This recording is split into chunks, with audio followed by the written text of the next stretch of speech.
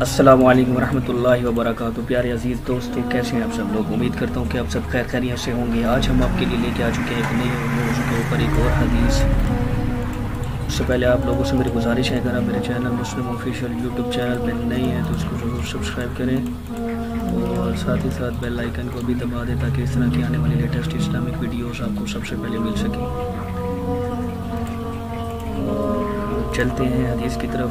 حدیث کا جو عنوان ہے یہاں پہ لکھا ہوا ہے کہ ایک نماز کا چھوٹ جانا گویا اپنے سب مال و دولت کو لٹ جانا، مال و دولت کا لٹ جانا۔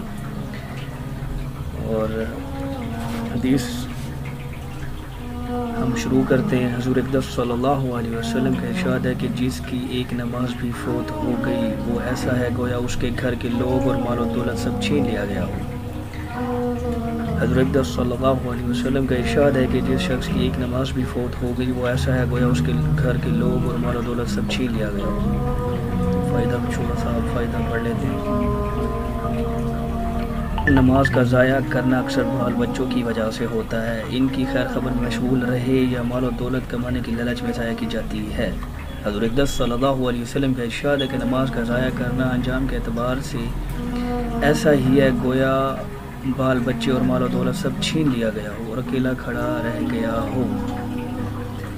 یعنی جتنا خسارہ اور نقصان اس حالت میں ہے اتنا ہی نماز کے چھوڑنے میں ہے، یا جس قدر رنج و صدمہ اس حالت میں ہے کہ اتنا ہی نماز کے چھوڑنے میں ہونا چاہیے۔ اگر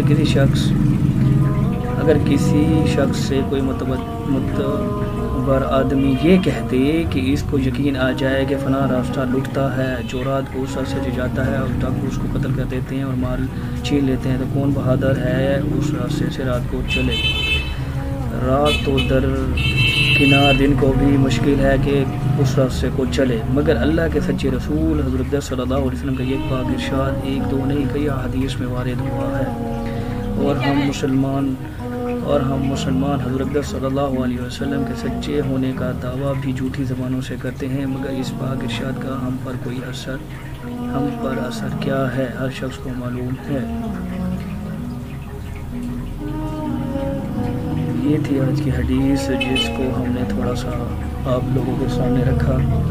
فضائل اعمال کی یہ کتاب ہے جس میں آپ صلی اللہ علیہ وسلم کی حدیث ہے، جس کا موضوع اور جس کا جو ہے نا مقصد